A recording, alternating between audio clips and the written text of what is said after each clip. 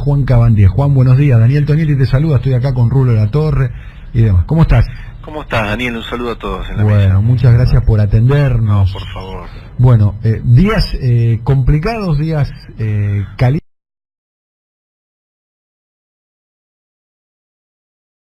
El plan Argentina 2030. Que eso ya depende del Ministerio de Cultura, me parece, ¿no? No, jefatura de gabinete. No. ¿Del 2030 también? Sí, sí, jefatura de gabinete. Jefatura de gabinete. Sí, por eso tiene despacho en Casa Rosada. Está bien. Porque tengo entendido que también Grimson no está en la estructura del Ministerio de Cultura. Me parece que sí, Me parece que está en el organigrama. Ahora lo checamos, pero en el organigrama del Ministerio de Cultura, me parece. 10 de la mañana. ¿Saludamos a otro ministro? Vamos a saludar a un ministro, lo felicitamos, de hecho, sea paso.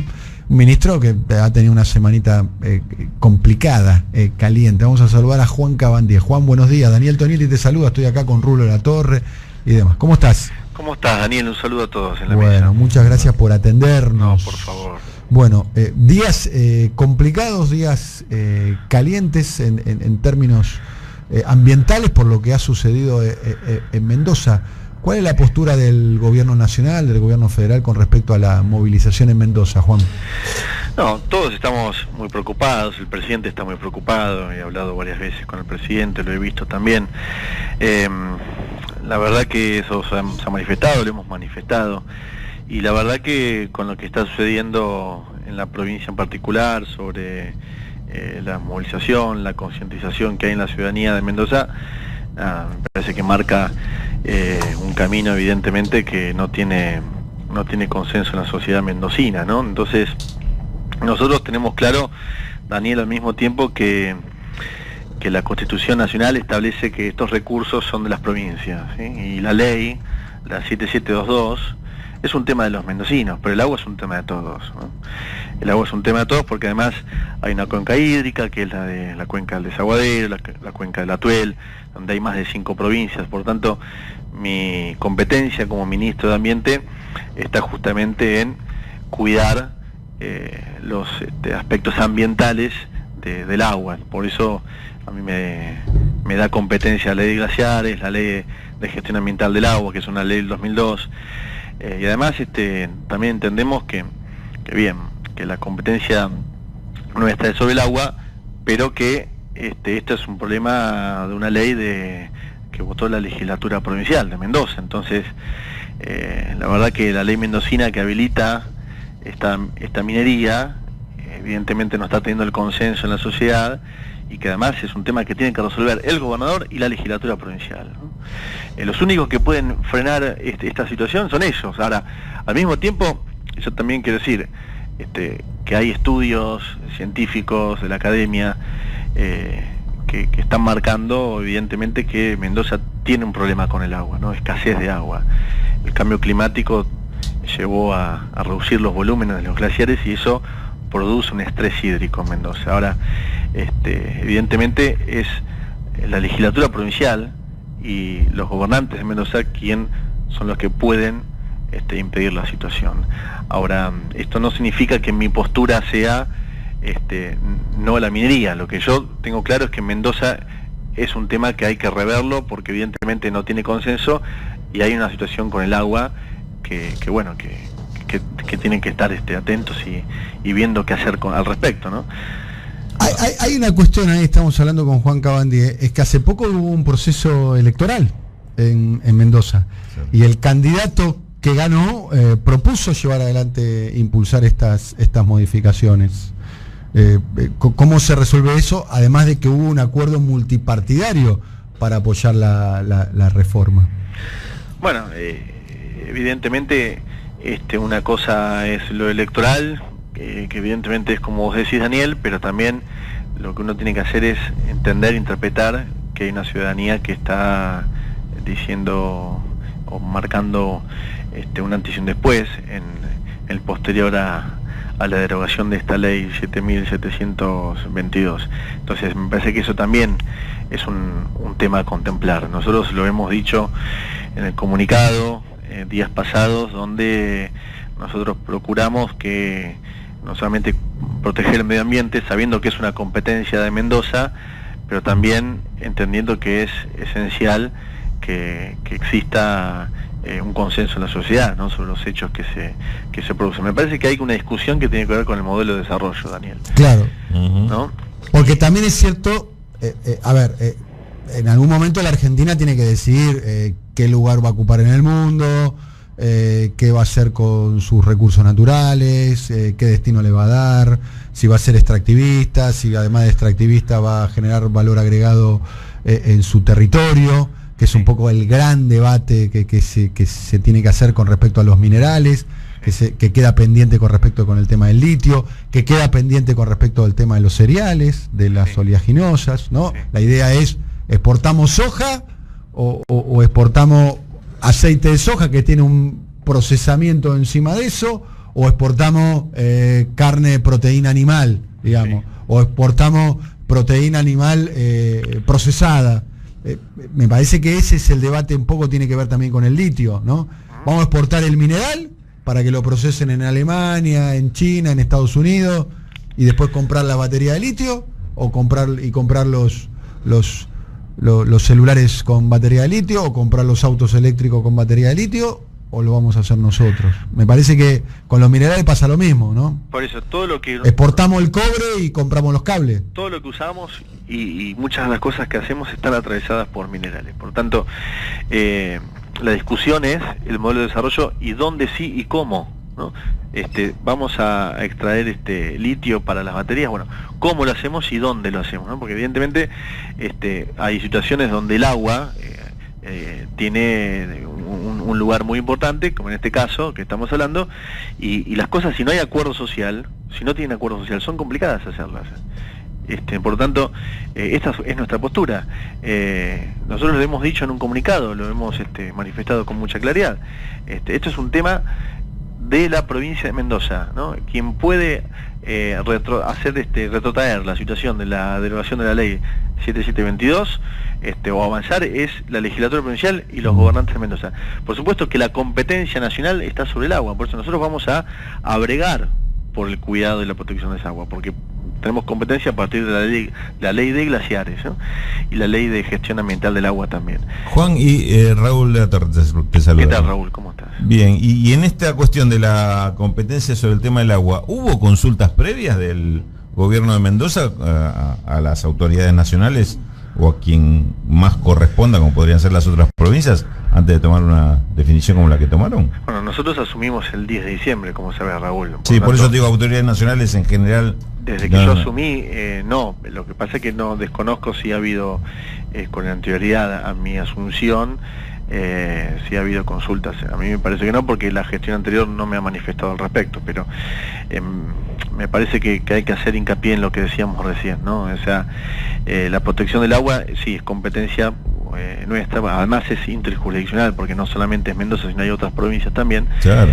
Porque es una cuenca hídrica, y entonces, pero también dejar en claro que esto es una ley provincial, y desde el 94, desde la reforma constitucional, estos recursos son potestad de las provincias. Entonces, también nosotros tenemos un orden institucional que nos rige y que nos da ordenamiento, ¿no?, a nuestra institucionalidad. Por eso hay que remarcar esto con claridad. Sí, está clarísimo.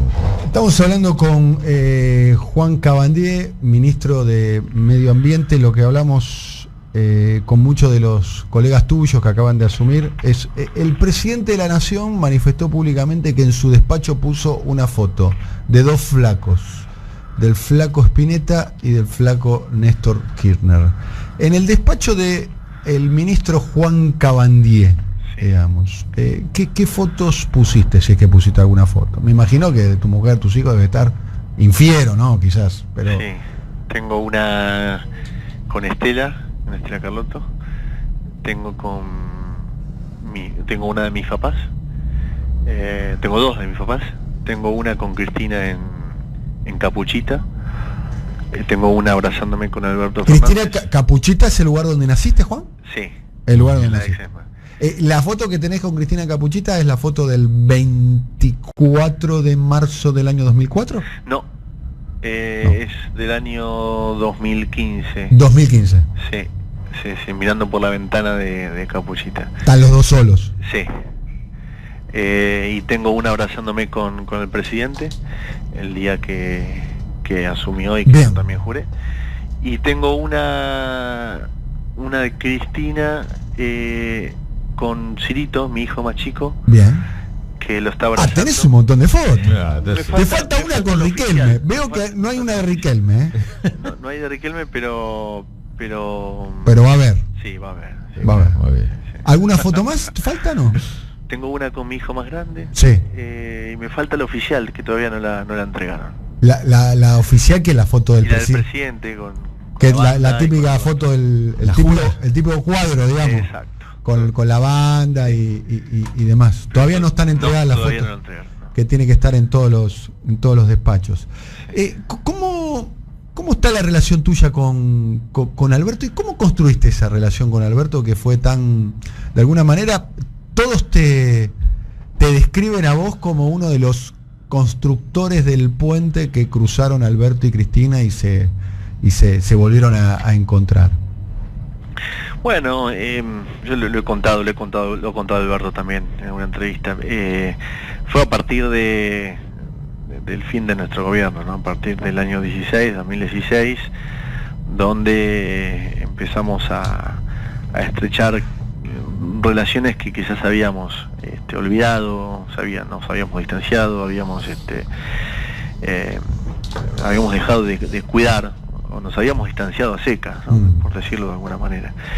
Y en ese contexto fue que Máximo Kirchner me cuenta de que venía chateando con Alberto en los últimos días, y que era quizás necesario hacer un encuentro con Alberto. Entonces Alberto me dijo: ¿por qué no hacemos el encuentro a tu casa? Perdón, Máximo me dijo: ¿por qué no hacemos el encuentro a tu casa?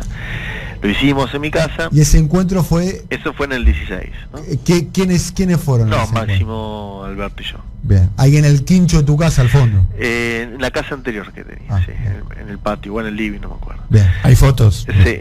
No hay fotos. ¿Y cómo fue la primera? Porque fue la primera vez que se veían después de mucho tiempo Máximo y Alberto Fernández, ¿no? Sí, claro. ¿Fue cálida? ¿Fue un abrazo? ¿Fue de menor a mayor? Fue de menor a mayor. De menor a mayor. Primero un poquito de desconfianza. No desconfianza, sino que hace mucho tiempo que claro, que no teníamos relación, y ellos tenían... Alberto había sido muy duro públicamente con la Cámpora, ¿no? Muy duro, ¿no? Bueno, quizás nosotros también.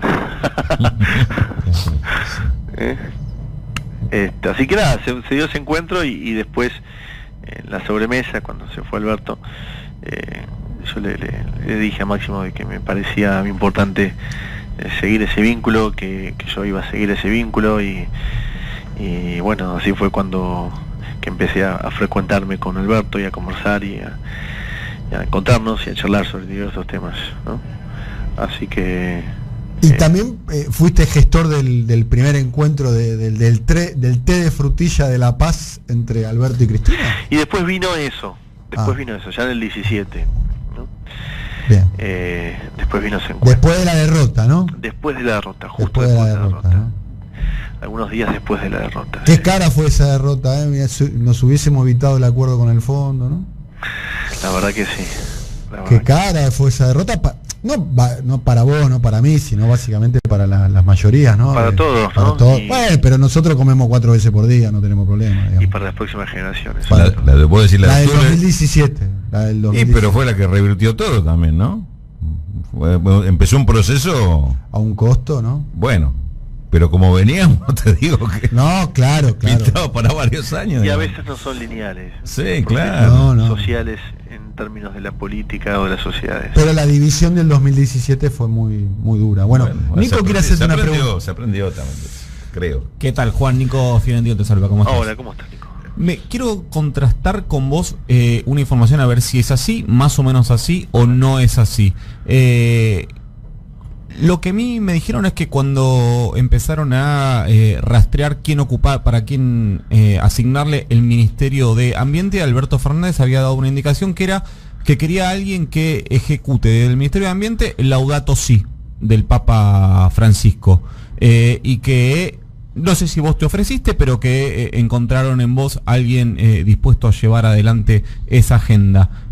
¿Podés contar si esto es así, no es así, o es más o menos así? Es la primera vez que lo escucho. Sin embargo, adhiero completamente a Laudato Si y me parece que es una encíclica que nos tiene que regir como sociedad, ¿no? En lo ambiental, pero también en lo cultural, porque Laudato Si dice algo muy interesante, que es que hay que terminar con la cultura del descarte, ¿no? Y la cultura del descarte es, en términos del comportamiento social, los que somos integrantes de una sociedad, en tanto cómo producimos y cómo consumimos, y que también ese estilo o ese formato o esa cultura además contamina, ¿no? Entonces me parece que es una encíclica integral y que nos llama a la reflexión en muchos aspectos. Por eso también ponemos el acento, más allá de que es lo que nos rige, ¿no? Cuidar y proteger el agua, porque también consideramos que el agua es un derecho humano, ¿no? Juan, últimas dos preguntas. Vos que los conocés bien a los dos, ¿cómo te imaginás que va a ser el vínculo entre Alberto y Cristina, entre Cristina y Alberto? Vos que los conocés bien. Me parece que va a ser un vínculo fantástico. ¿Sí? Sí, claro. Sí, claro. ¿Puedes desarrollar fantástico? ¿Qué sería fantástico? Han tenido, cuando dos personas sumamente inteligentes se juntan, digamos, tienen quizás códigos que otros no entramos, ¿no? Y me parece que eso es lo que sucede con Alberto y con Cristina, y eso los hace muy compinches, y muy pares, en términos de las discusiones, y poder conversar y poder hablar y poder debatir. Me parece que esa relación es muy fructífera, y creo que es muy importante también para el desafío que tenemos por delante, ¿no? Que es encender nuevamente los motores de este país, poder ponernos a caminar, poder solucionar, reparar los problemas que dejó la anterior gestión, poder ponernos en una agenda del futuro, del desarrollo. Bueno, son temas, desafíos sumamente importantes, y que me parece que se hace con todos, pero hay dos personas que son muy importantes, que son Cristina y Alberto, ¿no? Alberto y Cristina. La última pregunta, ¿sí? Dentro de 4 años, digamos, imagínate que tu mandato, no es un mandato exactamente, pero sos el ministro de Medio Ambiente durante los 4 años del gobierno de Alberto Fernández, digamos. Dentro de 4 años, ¿cómo te gustaría ser recordado como ministro, digamos? O en 4 años decís, bueno, resolví esto, no sé. Empecé profundamente el saneamiento del riachuelo, para dar un ejemplo. Controlé el glifosato. No tengo la competencia de Acumar, Daniel, sí, pero porque la tiene obra pública, tiene infraestructura. Pero digamos, bueno, pero hay un mandato de la Corte ahí que hay que resolver, y ese mandato es al Poder Ejecutivo, ¿no? Sí, correcto. Ahora, en términos de lo que acabas de preguntar, a mí me parece que hay un camino que es muy necesario que transitemos como sociedad, que es la concientización ambiental, y que eso se hace obviamente de distintos lugares. Hay muchas variables a tener en cuenta, y el rol del Estado es fundamental en esa concientización. Me parece que si logramos subir el estadio o el estándar de concientización en nuestra sociedad, y si desde el Estado, en mi función, podemos agregar o podemos poner granitos de arena en ese sentido, yo me voy a sentir satisfecho, ¿no? Juan, un abrazo muy grande, gracias por tu tiempo, ¿eh? Muchas gracias a vos, Daniel. Gracias. Un abrazo grande. Juan Cabandier, ministro, nos faltan pocos ministros, nos falta Martín Guzmán. A ver cuándo conseguimos Martín Guzmán. Pero ese es nuestro. Lo estoy mirando a Rulo. Y el de Agricultura nos falta también. Nos falta el de Agricultura. Mucha la gestión. Falta Culfas. Mucha la gestión ahí para... Culfas también. Cato. Catopodis también, todavía no salió a hablar Catopodis, ¿no? No. Pero Catopodis prometió que... Los que manejan la pelusa, ¿no? Catopodis prometió que iba a conversar, todavía no salió a hablar, que cuando salga a conversar va a conversar con nosotros. Alonso Gómez Calderón, que es el vocero de Catopodis. Pero ahora, completando Dani, el álbum, sí. No puedo menos que reflexionar, acabamos de hablar con 2 funcionarios y inevitablemente me volvía la imagen de aquellos a quienes vienen a reemplazar con el cambio de gobierno. Vienen a reemplazar a una funcionaria que se declaró enamorada del presidente y por lo tanto no iba a impulsar ningún tipo de investigación sobre las acciones de su gobierno, y un funcionario que se disfrazaba de hiedra, ¿no? O sea, hay que levantar la vara y me parece que no hay un lugar que decís, bueno, de acuerdo a lo que hicieron los otros, no va a ser tan difícil Pareciera poder ser- levantar la vara sobre eso, ¿no? Básicamente sí, lo de Laura Alonso con Félix Croix y lo de Juan Cabandier con El Rabino Berman. el Rabino Berman, ¿no? El Rabino Berman, un funcionario que casi en los últimos 2 años casi como que ni se lo escuchó. Si nos paramos en una esquina de cualquier ciudad de la Argentina o pueblo de la Sí. Argentina y preguntamos por el Rabino Berman, probablemente nos respondan que no lo conocen, y si preguntamos a las personas que lo conocen si pueden recordar algo que hizo el Rabino Berman en los últimos 4 años, probablemente Disfrazarse de hiedra. no sepan exactamente qué No contestar. es de los más chispita para No, eso. y si le preguntamos a un periodista, que los periodistas están informados, digamos, Sí. forma parte de su trabajo estar informado, el de los periodistas, ¿no? Básicamente, si le preguntamos a un periodista qué es lo que hizo Rabino Berman en los últimos 4 años, Vegetó. no, en serio. Se trajo 2 LED de Chile también. No, un periodista incluso que Eso lo acompañe, va a recordar, cierto. Ese se que lo va a acompañe recordar. ideológicamente o editorialmente al anterior gobierno, ¿no? Sí. Fueron funcionarios de muy bajo perfil. Dejó el Rabino Berman una frase histórica que fue cuando se estaban dando los gravísimos incendios, creo que fue en la Patagonia. En la Patagonia. sí. Que dijo que lo más útil en ese momento contra los incendios era rezar. Era rezar. Muy Era claro, rezar que en parte del funcionario a cargo de la seguridad contra los incendios da mucha tranquilidad, claro, ¿no? me trae a la memoria esa imagen que fue ese asado profético, epifánico que tuve yo, donde me dijeron, ¿te acordás de ese asado? Que yo vine acá, en ese asado hubo varios que ahora son funcionarios, obviamente no voy a revelar los nombres. El de los asado, chamanes. claro, en ese asado me dijeron, el Alberto, porque el que hablaba así, el Alberto tiene 2 opciones, me dice. O los chamanes de la lluvia, que son estos los que rezan al cielo, o los muertos no pagan. Y me dijeron, prestale atención, vos tenés que hablar con el Martín Guzmán. Me dijeron, vos tenés que hablar con el Martín Guzmán. Hay mucha información ahí, en la forma el Martín Guzmán, ahí ya se achica, Sí, no, y se el achica tonito, mucho claro.